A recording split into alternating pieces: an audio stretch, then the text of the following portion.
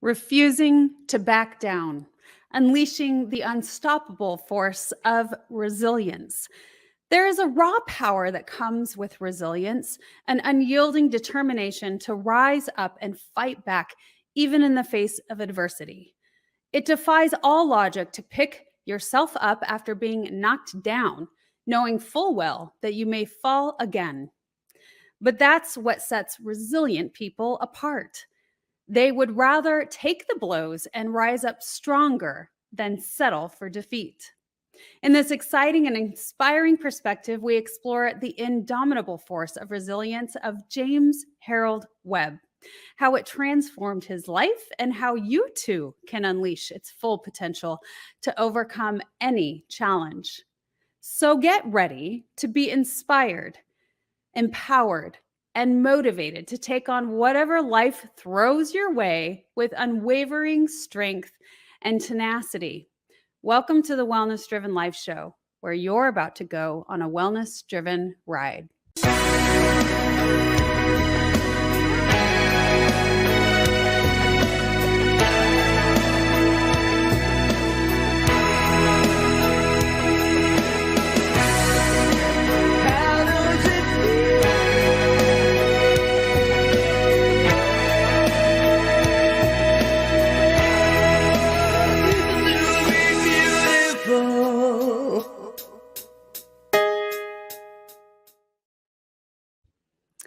Let me introduce our incredible guest today.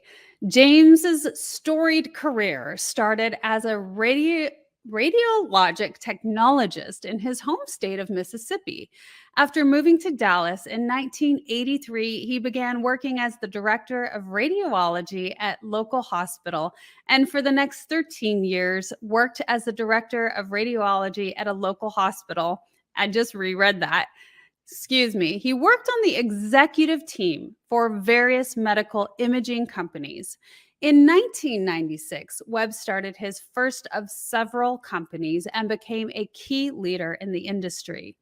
After more than 40 years in the medical field, he turned his focus to the fitness sector, become one of the largest Orange Theory franchises in the country. James owned and oversaw the management of 33 Orange Theory fitness franchises throughout North Texas. Not one to slow down, he currently has 3 additional businesses at play, including a new franchise opportunity, Scenthound, where he is currently overseeing the development of 25 stores in the Dallas market. Please help me welcome James Harold Webb. How are you, April? I'm great. Thank you so much, James, for being here on the Wellness Driven Life Show. Well, thank you for having me. It's a pleasure. Yes, I'm so excited to share your story. You've got a great one of the best, and you have a great book that you have written just about it. So let's get started. I would love for you to share with our audience a little bit about you. Well, let's just kind of start from the beginning. Born in Laurel, Mississippi, the son of 2 17-year-old high school students. Grew up fairly poor. Started working actually when I was 5 years old and making pot holders. And my mom taught me how to make pot holders, and I would make them and go to the local church bazaars, and I would sell them for a nickel a piece. And made enough money that by the time I was about 8 years old, I had enough money to buy a lawnmower and some rakes. So I started the James Webb Lawnmower Service. Oh, so you started this entrepreneurial journey very early on. It kind of was in your bones, it sounds. Yeah, I learned really early a couple of things. One, that if I wanted more than the basics, I had to kind of do it myself. And 2, I learned that you have some unexpected twists of life. I have a crazy little story of when I was 5 years old, swinging on the swing set as high as I could go, and I fell off the swing set and I bit my tongue off. And yeah, and was rushed to the hospital, and the doctors decided that they couldn't use anesthesia or deadening medicine. So they put it back on, needles and thread with no deadening medicine, no anesthesia. It took 3 different attempts, and may explain later why I refused to go see a lot of doctors in my life.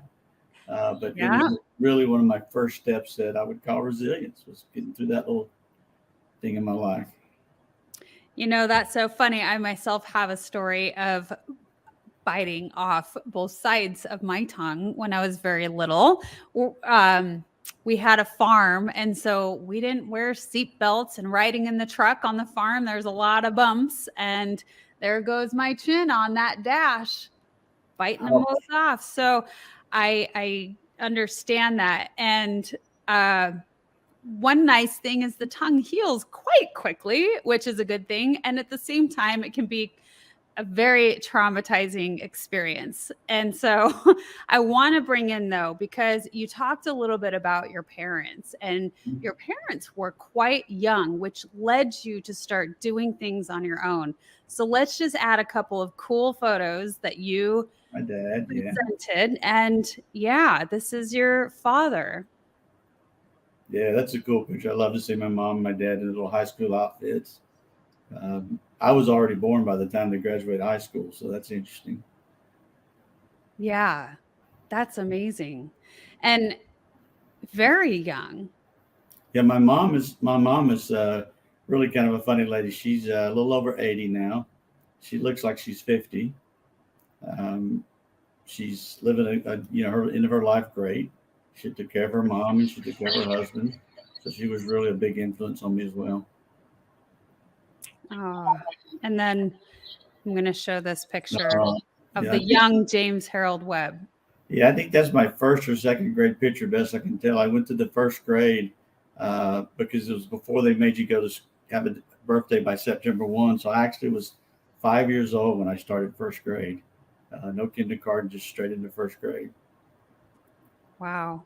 Yeah. So I wanted to bring those in because it really is more of a unique story for the time period, and having all of this young energy of trying to make it in the world. When was the first time that you realized that you had to do things for yourself and you wanted something more than to strive for?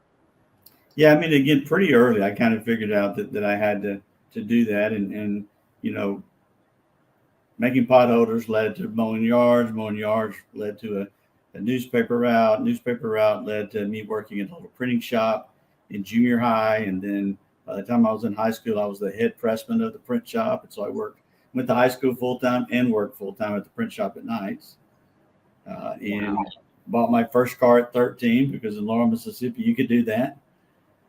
And just kind of ventured out on my own really early. Yeah, you really are an early bird for a lot of things. Yeah. Yeah. Yeah, I can And remember going to school, high school, and working that much is, I mean, I remember doing that, probably not as extensively as you did, but it is impressive. Yeah, we had what they call the DECA program, Distributive Education Clubs of America, which got you out of school at 1 o'clock. So I would typically get out of school, run by the local hamburger shack and grab a burger, and then head to the print shop. And it wasn't an 8 hour day; it tended to be more of a 6 hour day. But then I had Saturdays and Sundays that I worked to kind of make up the difference. And James, was that geared initially for farming families? the print shop. No, for the structure that they had with the schools getting out that Um, early was for people to be able to do the chores, the work during the daylight. No, you know, you had to have in that particular case, it wasn't about going back home and working. You had to have a job, and a lot of them help you find the jobs. Okay, okay. All right. But it was Good. a fun little club to be in, and then had the little convention that I remember going to as a high school student. So it was good. But yeah, school till at 1 o'clock and working after that. Okay. So you told me a little bit too that you also, met somebody at a young age. So you also at the young age of 19 met your first wife. Is that correct? It's correct. Yeah, I had enrolled in the local junior college, believe it or not, on a music scholarship that my choir director got me at the college. So it was $250 for me to go to a college per quarter. And that's when I found out I walked into the X-ray tech program. And I also met this young lady named Regina. And we hit it off, dated for about 6 months, got engaged and got married 3 months later. So we got married very young. She became a nurse. I became an X-ray tech, and that's kind of where we were. All right. And I do have a photo of a product of that relationship. Yeah, that's my daughter, Elizabeth. She's now, I think, 36 or 37, has 4 kids of her own. But that's in the blue bonnets of Texas. If it was a colored picture, we'd be able to tell it. Mm-hmm. That's my favorite photo of her of all times. But she's a sweetie. Yeah, that is the sweetest photo. I like it too. And so many people make sure that they grab those photos with those blue bonnets. Yeah, there's a lot of them. Matter of fact, they were taking their kids now and down to get pictures made the other day. So it's cute. So it's good to set this initial, theme of where you came from, because you have really done some extraordinary things in life. Can you start guiding us a little more through the next things that started happening for you in life? Yeah, so Regina and I were married. We stayed at the dormitories at the University of Southern Mississippi, the married couples dorms, and I worked the night shift at the hospitals, and then went to school in the daytime, and got my bachelor's degree. And literally, the day I graduated, I was a little over almost 22. The hospital administration called me in and said, "Hey, we want you to take over the radiology program." So I literally became director of education of the radiology program. I graduated from 18 months earlier. 15 students, 6 of them were my age, and 3 of them I went to high school with. So it was a really good management lesson for me, learning how to manage people. Yeah. That's a core group of folks there, my age. Absolutely. And so you've gone into this leadership aspect now, and you did a little bit in the past, but that really also sets the tone of that learning opportunity that you have to have in order to be a great leader. And so what was that like, and what challenges did you run into when I'm sure you ran into a lot of jealousy, a lot of people who maybe didn't want to listen. What was it like? Yeah, I mean, there was a little bit of that certainly in the beginning. I think you learn, and again, they don't teach a lot of things in college. A lot of this you learn from life experience. Yeah. And I kind of come from a theory X management style where you do it because I said do it, and I learned real quick that wouldn't work with this group. So I kind of learned how to draw a line between being the boss but being a friend too, and it really helped a lot once we sort of transitioned and we knew, okay, here we're at work, James is the boss. Oh, here we're out at the discotheque, because that was disco era, and James is not the boss tonight. So it was a good experience of learning how to do that, and did it for about only 18 months again. And then one of my crazier tiny stories is I was sitting on my couch drinking a beer and just reached in my pocket and pulled out a quarter and said, I got to do something else in life. And flipped it and said, heads we go to Dallas, tails we go to Atlanta. Came up heads, quit my job the next day, loaded up a pickup truck in 2 weeks, and moved to Duncanville, Texas. Slept in the mall parking lot in the truck with Regina for a few nights, trying to figure out what the heck we'd just done. Wow. And just took that big giant leap. That is incredibly impressive. So what made you decide between the 2 different states, or why? Was there a reason? Well, the 2 states were the 2 closest to Mississippi that had universities, because I knew I needed a master's. I was already thinking ahead. I needed a master's degree now, because at that time I thought I was going to go into hospital administration. That was kind of the path you were going down. And I thought, okay, I need to get a master's degree. I need to get more education, more experience. And it could have easily been a tail, and I would have been in Atlanta, but it came up heads and was Dallas. Blue bonnets it is. It is. All right. Well, so and you're still with Regina. That's I really think that's just incredibly impressive. And what do you think is the importance of that? How has that made a major difference in your life, being able to take those leap of faiths? Yeah, I think that's something that's really important, is having that supportive person in your life. And I've been very blessed multiple times now. And we'll talk about some of that later, but it's cool that you could make that leap and take that chance, and someone there supporting you, because she really took a full-time nursing job. I took a part-time x-ray tech job, started back to college on the master's degree, ultimately ended up moving up to the north of Dallas instead of south of Dallas, and decided to kind of do a little different, and ended up landing a full-time job uh, as a chief technologist of this x-ray department. I think I was 23 and a half years old. And then went to night school. This is obviously way before the internet. So, it was work 8 to 5 at the hospital, and then go to night school 4 nights a week. Regina and I tried to have date nights on the weekends, and we had the little daughter, Lizzie, when I was about 25. So it was a really good time in my life at that point. I was just really steady working, school, baby, kind of fun.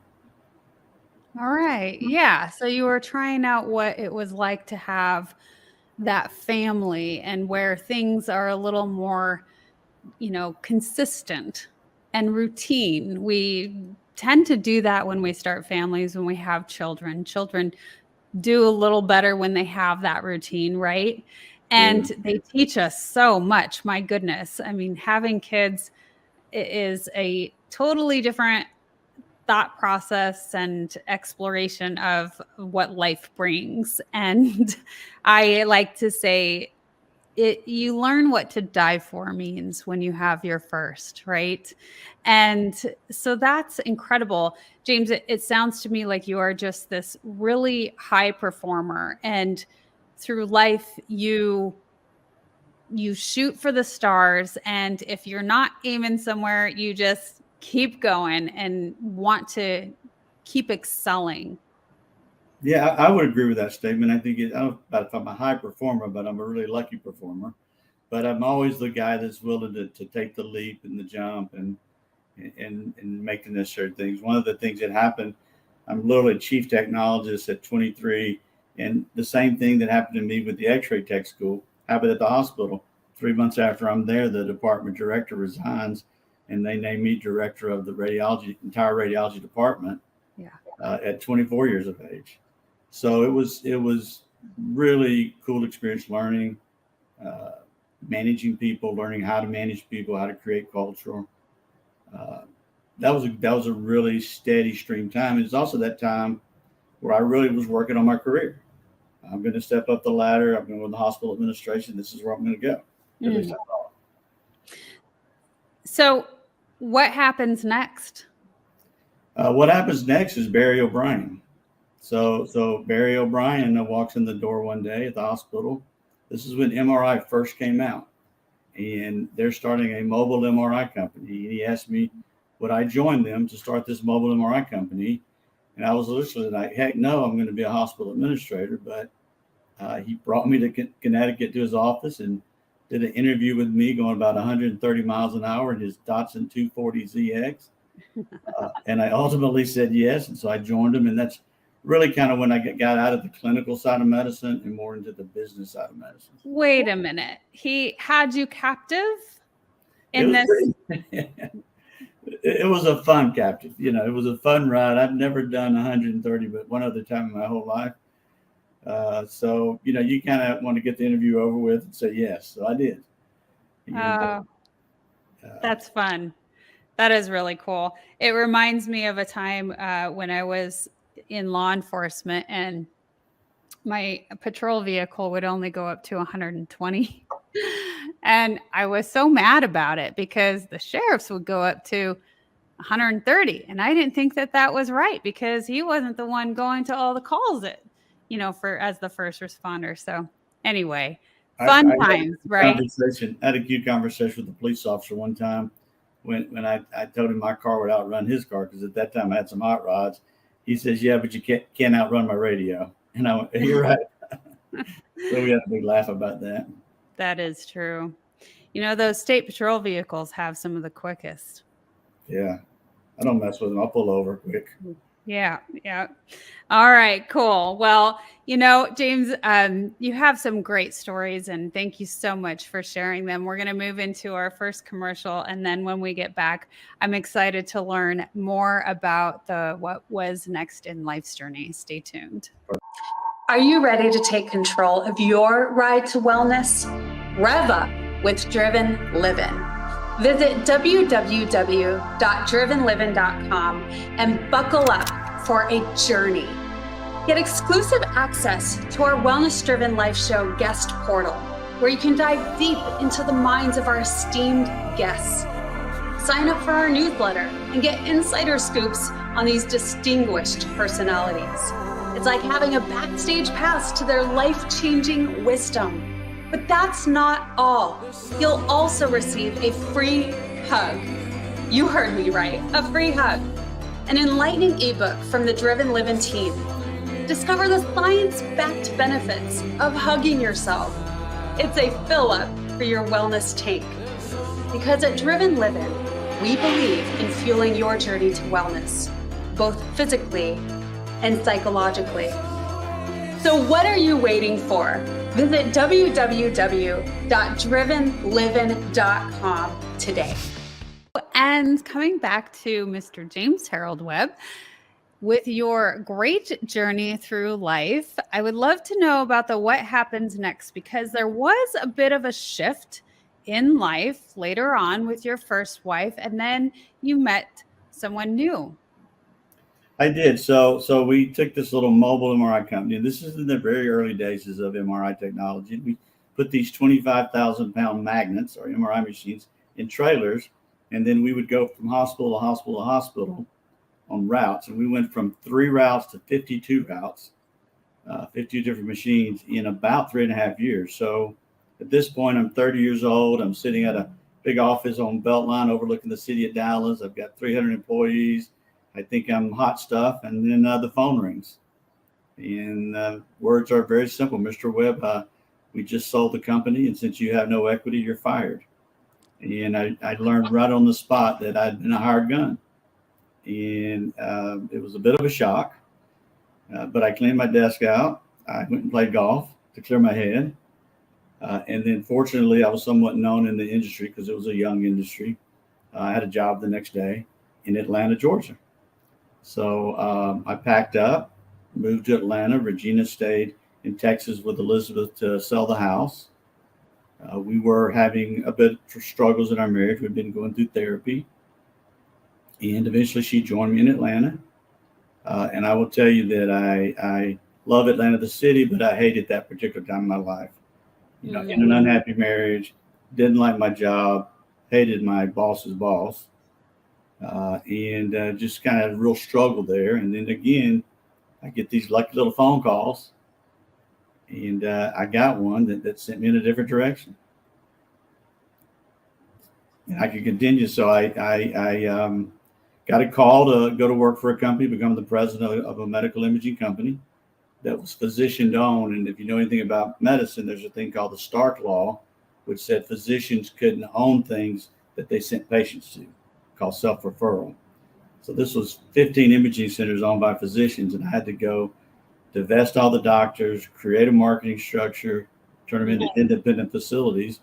And at the very first one in Chicago, I was sitting there doing one of those meet the boss kind of things. And Regina and I, by the way, had filed for divorce at that point, and she had stayed in Atlanta.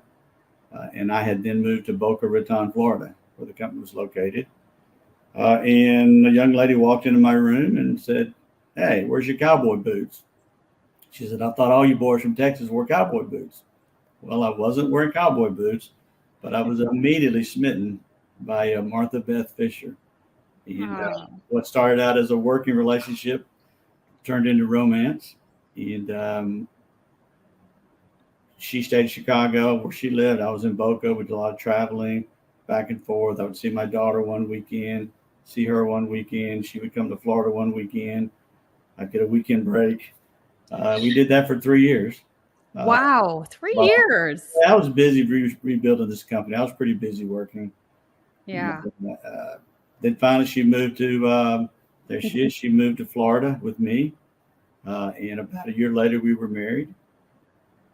And life was great. We bought a house in Boca Raton, Florida. I had what I thought was a cool job as president of this company, making a decent chunk of change for me, for a country boy. And then the little thing happens again, where the opportunity pops up, and I jumped. A doctor who I knew asked me if I thought the company would be interested in taking MRI into the Caribbean and Latin America. And I said, I don't think the company will do it, but I might like to do it. So I went to my boss, the chairman of the company, and said, Steve, I need 2 favors from you. I need you to fire me so I can exercise my severance package, which was 6 months. And I need you to be my first investor. And fortunately, he said yes to both. And so that started Paradigm Healthcare, my first company. Wow. That's a fun story. You have things planned out, though. You're definitely a businessman. You're really well at navigating that and getting a big picture of. So I wanted to bring in this picture and make sure that we had Marcia here, because it was, I mean, I don't know. She was, in a sense, kind of like a first love. Yes, no? Definitely a first serious someone that I made that ultimate commitment to, without any question. And there's so many twists and turns of the story. I mean, I'm a country boy, Southern Baptist country boy. She was a big city Jewish girl. So we had to navigate that. We had to navigate living so far apart for a long time. So we were able to navigate both of those things, and ended up marrying. And then we had Max, my oldest son, who's now 25, living in New York City. And then 3 years later, we had Joey. I was traveling internationally. Bringing those boys. There's my boys. Yeah, they're a lot different than now. They're 25 and 22. Yeah. But they were great kids. And you know, Marcia was so supportive and so good at taking care of the family and making sure that, you know, we had the boys were taken care of. I did everything I could on the weekends, but I was pretty much traveling Monday through Friday, and 99% of that internationally down to Latin America and the Caribbean. And got crazy stories and crazy experiences. Well, you're welcome to share any of those if you want. But I'd like to add that sometimes I think some of the most beautiful and strongest relationships are when you've had that distance at first, you know, where you have time to really miss each other. Yeah, I would agree with that. I think it was new for me. I'd never had that. I'd always, you know, married a little country girl next, you know, who lived 20 miles away from me, and we were married 10 years. And so I kind of started branching out on my own. We'd been divorced for a little bit before I met Marcia. And it was a neat experience to kind of have that long distance thing, because we did a lot of trips in the middle, because I might have a business meeting in DC and she would meet me there. I might have another meeting somewhere else and she'd meet me there. So it was a lot of fun.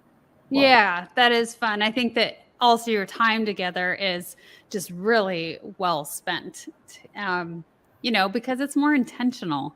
And the first relationships that we have when we're really young, we hardly know ourselves. And so it's a little more challenging to really know what love is. I have a comment that came in here. Manley says, I think that's the first time I've heard a favor related to being fired, very bold, and a brilliant calculated risk. Yes, I really enjoyed that story as well. So go ahead. No, so that was good. I liked it. Yeah. Yeah. And did you have a story of when you were traveling abroad? You said there was a couple of wild things that happened. Yeah, I mean, it was an interesting experience traveling abroad, and I think that I'll tell you 3 quick stories. One of the places we were at was Managua, Nicaragua, and I made 53 trips to Managua, Nicaragua over a 3-year period trying to make this deal work and put it together and got it done and then make it successful. Trip number 51, I decided to take a break and climb a volcano. It's called Volcan Messiah. And I climbed it, and it was a little rickety, like diving board type thing over the lava. And so I walked out on this thing, and I'm standing there, sulfur's burning my lungs. And I look up, and there's one Sandinista soldier. And he picks up his rifle, he points it straight at me. And for about a split second, I thought, he's going to shoot me. I'm going to fall in this lava, and no one's ever going to know what happened to me. I'll be the DB Cooper of medical imaging. Yeah, there won't be much left, will there? Fortunately, he put his gun down, laughed, and walked away. Second story, I asked my lawyer, who's the biggest employer in the country? And he said the Sandinista soldiers. And I said, but that's the Oliver North stuff we learned about in high school. He says, no, Sandinistas still control the military. So I asked for a meeting with the Sandinista soldier medical director. And it was straight out of a Rambo movie. It was driving out into the jungle, rusty gate, nobody around. I banged on the gate. Next thing I know, I've got a gun to my head. I've got a gun to my ribs. I'm thrown up against the wall. My attorney was shaking and screaming. The doctor I was with was shaking and screaming. And all I could say was Chamorro, which was the name of the general we were supposed to meet. And what was probably 30 seconds, but felt like an hour, they realized that we were okay. And they took us inside to meet with the general. Nice little meeting. Nothing came out of it. Final trip, my bodyguard, and yes, I had a bodyguard sometimes, hands me a sawed-off shotgun and says, Senor, there's a riot in the city between the police and the taxi cab drivers. Got in the back of a pickup truck, went right through the flaming fires and gunfires and the fights, and got to the airport and just realized I couldn't do this anymore. And when I landed in Miami, I called Steve, my primary investor, and said, I'm going to sell the company. I just can't do this. I have a 3-year-old son. I have another son about to be born. And too risky. Yeah. So we sold the company, made a little money, and it gave me a chance to kind of sit back. Not the money you can quit, but the money you can kind of assess what you want to do next. And so I built a home office, started doing consulting, investing in an imaging center back in Texas with a couple of buddies. And it was supposed to be mailbox money, where you get a check once a month, but it wasn't mailbox money. It was my money going that way, not their money coming this way. So in 2001, I packed up a 3-year-old son, a 3-week-old son, and a supportive but somewhat upset wife, and moved from Boca Raton, Florida to Plano, Texas. And I remember kissing her on the cheek and saying, I'll see you in 4 to 5 years. I got to go to work. And I did. So, oh, wow. So she built us a life there. Marsha was great. She made us a friend set group that I'm still friends with to this day. She took care of the boys. We had date night every Saturday night, regardless. I got into coaching kids sports, so I could spend time with my kids. So I coached 17 seasons of some kind of sports.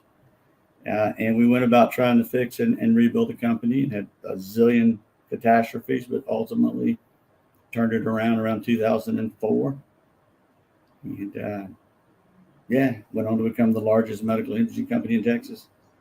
Awesome. James, you have a lot of really powerful points in here where you learned in kind of hostile environments what you would accept and what you wouldn't, and also the sense of bravery that comes with that. The fact that you did move forward with it. It's like, well, I'm going to meet this person, so let's go do it. And, having that experience really gives you some insight of what you're capable of. And I really like the fact that if something isn't working in your world, that you shift and you don't just deal with or not move any further, but you really take initiative to do something differently because it's not working. Yeah, it's actually how I define resilience. Resilience is the art of getting knocked down and back up, but not just getting back up, but it's finding the right path. There's no point in getting back up and knocked down and getting back up, knocked down. You right. Get back up and then you find the correct path. And for me, that's been a really key factor in what I call my book, Redneck Resilience. Yeah. It's getting knocked down so many times and then getting back up, finding a different path. I didn't mention this, but in 2003, I'd spent all our money. We were dead broke. I made a couple of business decisions that people said wouldn't work, and they did. And we went from $9,000 a month distributions to, I don't know, by 2010, if it wasn't $700,000 or $800,000 a month. To me personally, I'd want to know why, which sounds crazy, but that's really how good it got. And it was all about finding these little pathways and getting through the struggles that we had as a small company. Yeah, absolutely. James, what are some of the things that you do that help guide you into finding that right path? Yeah, I like to call myself a decision maker. I don't lay around a lot. I make decisions pretty quick. So I'm someone that says, okay, here's the path we're going. Let's go. I don't think about it a ton. I don't research it a ton.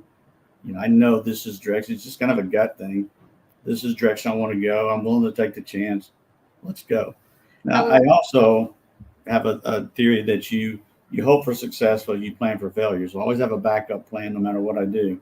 So if this doesn't work, what's my backup plan? So I've always had that kind of mentality.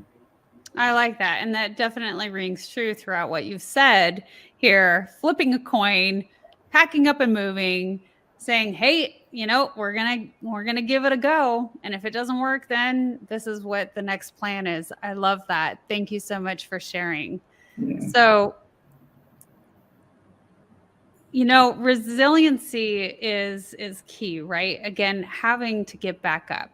And tell me a little bit more. I'm going to bring in another photo. Well, this is a photo of your business. Yeah, we were a medical imaging company. We all had outpatient centers. So when your doctor ordered an MRI on you, he sent you to us. And one day I got to thinking about it. And this is the open MRI days, but if you think about the ones now, they're just a big tube. Yeah. How people are claustrophobic and uncomfortable going in the machine. And I met with a bunch of folks, decided I'd try to paint machines. And what you have to know is that you can't use any iron in your paint, because remember, you're dealing with a magnet. Right.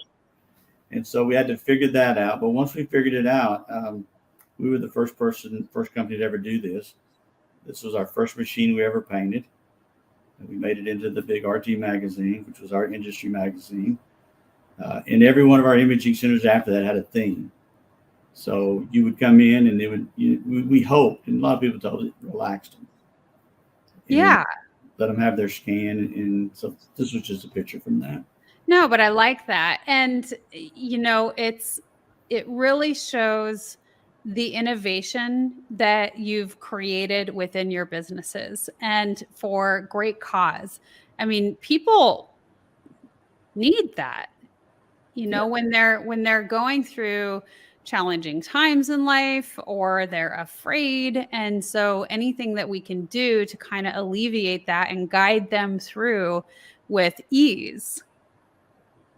Yeah, we always talked a lot about that topic with our employees. People that were coming for MRI were nervous. It was their mom, it was their dad, it was them. It was some reason they were there. And we had to show compassion. Yeah. Be nice, always had to be nice. And this is just one little thing we did to make it look a little cuter and nicer. Well, I think it speaks volumes of who you are as a person as well. And I'm going to be moving back a little bit more. I want to bring in this other comment from Manley. He says, and that's resilience. And while incredibly scary, tell me any country boy who does appreciate a shotgun and a pickup truck. I know it requires a disclaimer. That's cute. Yes, Manley. I enjoy a shotgun. I still have my dad's shotgun in my closet that I used to go out and hunt squirrels with. And yes, we ate squirrels, and yes, we ate raccoons, and yes, we did all that. And yes, we had pick 'em up, as we called them, pick 'em up trucks. Pick 'em up trucks, yeah. That's great. So we're going to shift gears a little bit again. And the next photograph we have is something that's a little more tender on the heart. Yeah, this is the definition of really the worst year of my life, and also a definition of true resilience. Marcia and I were coming back from the radiology show they held in Chicago in November of 2011, right after Thanksgiving. And we're sitting in first class. We're having a little drink thinking we're top of the line. And every time I find that happening, something happens. And sure enough, she said, I have a stomach ache. Can we stop at the local ER clinic? And we did. And 40 hours later, we had a confirmed diagnosis of a stage 4 pancreatic cancer.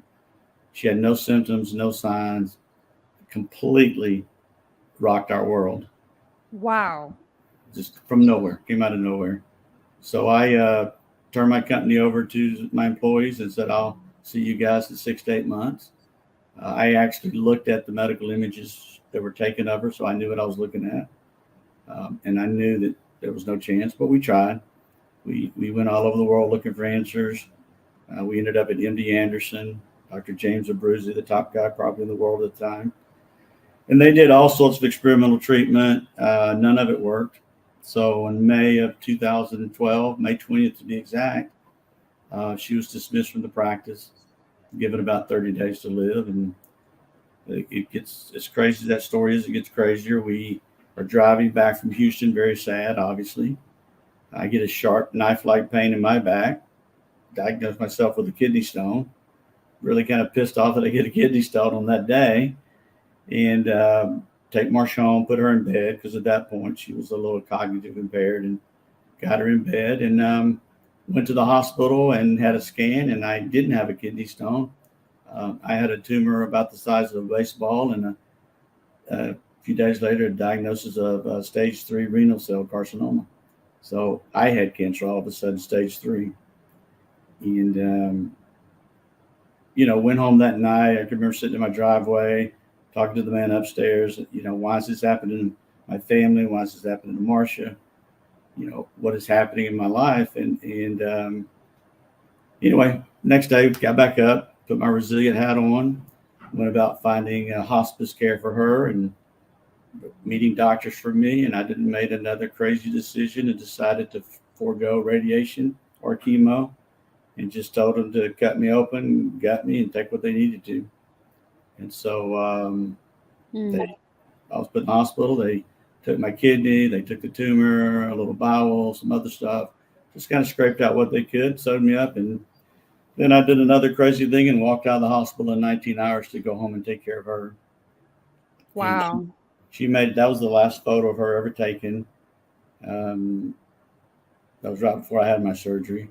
We were hosting a engagement party for some friends at our house, and they wanted to do it for her. And then she made it about 6 more days. And then with her boys holding her hands and me whispering in her ear, she took her last breath and went to a better place. And we were kind of left to figure out our lives. So that was 2012. Wow. So I'm a little teary-eyed now, because that is a very difficult time in life. And it's stuff that is unavoidable. And we have to either keep going. Again, like you said, it was really where you learned the most resilience in life. It was the most challenging time in life. And so quick, life happens just like that. And we're put through these incredible shifts where we have to completely change the way that we do anything, the things that we do day in and day out. And through that, it's very, very challenging. How did you get through that time period, James? Yeah, I think one is just kind of a trait of just the resilience of knowing I had 2 little boys. I mean, they were the driving factor for me, my 2 sons. They were 11 and 14 at the time. And I was 1,000% committed to them. 2, we had a good friend group, really good friend group that was supportive, that was there at the end as well. Marcia's family and I were close, and we're close to this day. Her dad, I consider my best friend in the world. So, kind of navigate it by just relying on others, looking for help and resources, but really focused on my boys. Yeah. And then eventually got back to the business. And it really triggered me to realize that I needed to probably think different about business a little bit. At that point, we had about 7 companies, and I decided to start seeking exit strategies because I did learn that you do not know what tomorrow will bring. That one I can tell you. Yeah. And then, I was taking care of my boys, and then there's some fun parts to the story after that. I was able to take my boys, and we spent almost 2.5 months traveling, just the 3 of us, all over the world. It's one of the good things about, get a little successful. You can just do that. And we had some great memories together, great times together. We talked about their mom sometimes. Sometimes we laughed, sometimes we cried. But it was a really good time for me to bond with my 2 boys. I was just going to say that I imagine that the bond was very, very tight. And I'll again bring in this comment, and this goes back to the last photo. Mainly says, "That's not crazy. That's amazing love."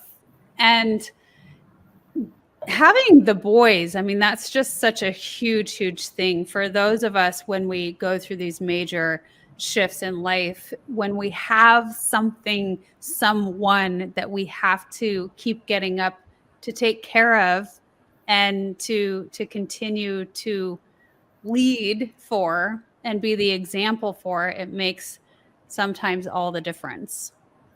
It did for me. I mean, it drove me in a direction that changed my life. I was taking care of my boys. We were spending time together. I got a nanny to help take care of too, so I could do that. And then when I got back in sort of better spirit of mind, I thought about dating again and realized that, the bar scene wasn't for me because I had 2 little boys.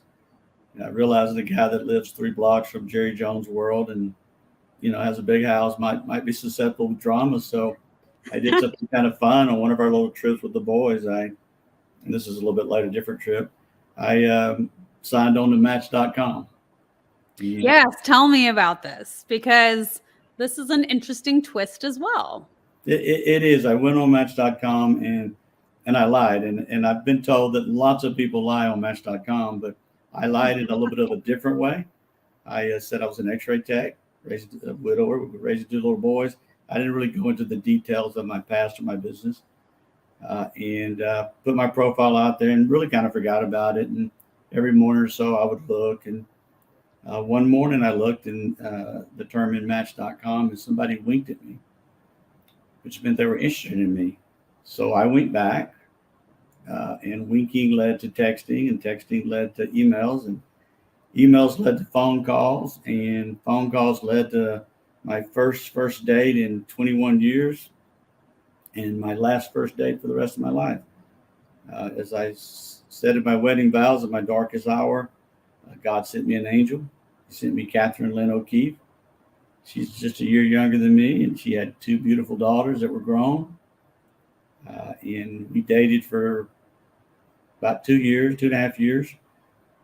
Got engaged. After that, she moved in, started helping me raise my boys with me.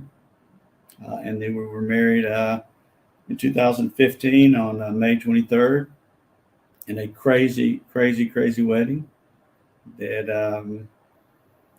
everybody still talks about to this day. So, yes, tell me about this crazy wedding. So, again, I'm very fortunate, very blessed. I've done okay. And Kathy had never had a wedding before. She had been married before, but they just got married at the courthouse so her husband could get a house from his company. And she never had a honeymoon, never had any of that. She had been divorced for 22 years, and she had raised her 2 daughters like I was raising my 2 sons. Mm-hmm. And so we had what I call a wedding for the ages at the Four Seasons. I'll simply make a silly comment that the flowers alone were $250,000. Wow. So we made the centerfold of Modern Bride magazine. There it is. Yeah. We wrote a beautiful story about our second chance at love. Oh, I love that. I mean, you hold the essence of that there's life after loss, that there is second chances, that what I really like to say is that life, the only constant is change, right? And just because you're feeling one way one day doesn't mean you're going to feel that tomorrow or even an hour or a few minutes. Like things change so much. And I think that if we get anything from the story, it is just that there is something on the other side of tragedy. There is, and I think that can be applied into business lessons, that can be applied into life lessons. In it was tough. It was tough losing Marcia. It was Of it was course. it was tough taking that next leap. Um, there's a Yiddish term called Bereshit, which means it was meant to happen, and I've always thought Kathy was sort of meant to happen. We got connected through some algorithms on a Match.com site. We'd have never met otherwise. We'd have never met. There's no way. It worked out, and we just celebrated our 8th wedding anniversary. Congratulations. Thank you. It's a beautiful story. And I love that, you said, I feel like God sent me an angel. You guys have a great relationship now. And she's very, very supportive of you, because it's important to continue not mourning forever, but holding that space for your loved one that you had, for the relationship that you had prior to, and holding space for you in that and still loving you. You want to talk a little bit about that and her support? Yeah, she's amazing at that. I've always said to her, I can't do what you did.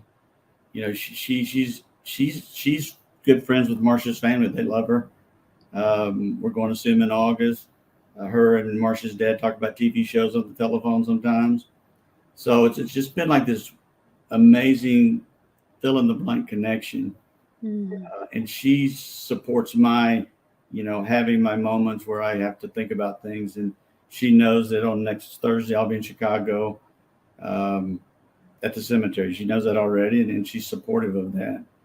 So it was really I was very blessed to meet her, very blessed to develop that relationship, and then have someone that would support me, not just in business but in my past, was pretty amazing. Yeah.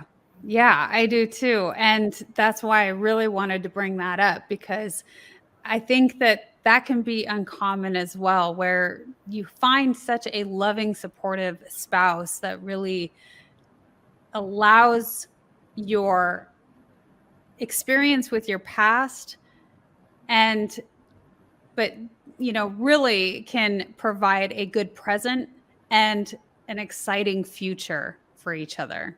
Yeah, we're having a blast now. Still working, still got my companies, but I sold eight of them have been sold over the past 5 or 6 years, and started some new stuff and having fun with that. But Well, I want to talk a little bit about that just briefly too, because, after Marcia had passed, you said that you were starting to rethink business, and now you're going into a thought of transitions. yeah, so I went back after Marcia passed and really began structuring the companies for sale. It was a pretty simple process of what needed to be done, and I still had the biggest one, the medical imaging company, for another 5 years, but sold it in 2017. Public knowledge, because it was a public company that bought us for $94 million, so a nice little payday, and really developed that entrepreneurial spirit early in life, as we've talked about. And for some reason, I can't stop because I've got 4 more companies right now. Started another, but I'm doing some things different now. I'm doing more mentoring, more not worried about whether Tom or Sally punches the clock. That's not my job anymore. My job is to provide guidance, financial support, provide direction, Wisdom. and then I'm Yeah. doing my first deal with a family member, the first one I've ever done. My son-in-law and I are doing a new franchise. We just bought 25 locations, the rights for 25 locations, I should say, in the Dallas market. So we're bringing this new franchise, having fun doing that with him. And then Kathy and I, we have a house in Mexico, so we live there probably half the year, maybe a little more than that. So we travel back and forth to Mexico a lot, and now we've got 6 grandchildren. So that's just the girls. The boys have not started making babies yet, so we'll see what happens there. But yeah, having a really good life right now. Very Yeah, lucky. you're concentrating on family. You've got a great work-life balance, it sounds like. And, from really doing the hard work during the younger years, you have built this incredible foundation for yourself where you're able to do that, where you can have that work-life balance. I love that you really transitioned to a different location.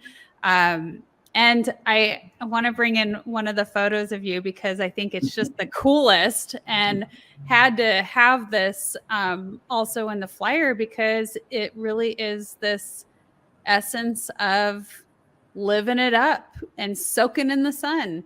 And I remember the first time we tried to attempt the interview, we didn't have a good connection. And maybe because you were on this paradise island, I don't know, question mark. But, you know, I just think that it's incredible, James, for you to share your story because yeah, it's all of that hard work. And here is your book. I want the audience to know about this. Do you want to say kind of an overall nutshell about your book that you provided, which I think is really incredibly named? I love the title. I think you were brilliant in that, and it looks good. Yeah, I had a lot of fun doing this. Listen, it tells my story. There's so many more stories, and every chapter has either a business lesson or life lesson summary to it. So people have really enjoyed the book. We made Amazon bestseller list, as you can see, so that was kind of cool for me. No, it's just a fun read. It's not a long read. It's not a boring biography. Most people says it reads like I talk, so that I kind of laugh at that. There's a few four-letter words in there, I'm sure. But no, there's the book. I'd love people to read it if they want to. I'm just enjoying life and trying to give back now. And we started a family foundation, and so we're doing a lot of philanthropy now, and just really enjoying realizing what a 5-year-old kid did. I'd end up this way. I had no idea. Got lucky, I guess. Well, but I think that you really are able to, with all of the years, and like I said before, you're sharing your wisdom now with people. Yeah. And that's truly what we should be doing when we have gone through all of life's challenges, is to be able to share that with others, inspire others. And you truly have gone from rags to riches. And so that's why your story is being shared here. And through your book, I'm so pleased that you're sharing that with the world. Manly says you can't lose if you don't stop. Yeah. There it is, So I also want to make sure that everybody knows how to reach you, where to find your book. It's all going to be in the description. And the website is www.jamesharoldwebb.com. That's JamesHaroldWebb.com for those of you that are listening in. And again, that's going to be in the description below. James, it's been awesome to have you on the show to share some of your fun stories and some heartbreaking stories as well. Is there anything else that you'd like to share with the audience today? No, I'll simply end it with this, and I always do usually, which is if today, and if only for today, I encourage you to kiss your spouse a little bit longer, your significant other, hug your child a little bit harder, help a stranger on the street without expecting anything in return. Because I promise you this one thing, you do not know what tomorrow will bring. I sure didn't. God bless all of you. Oh, thank you so much, sir, for sharing that and for being on the show. And for everyone else, goodbye for now. We will see you tomorrow.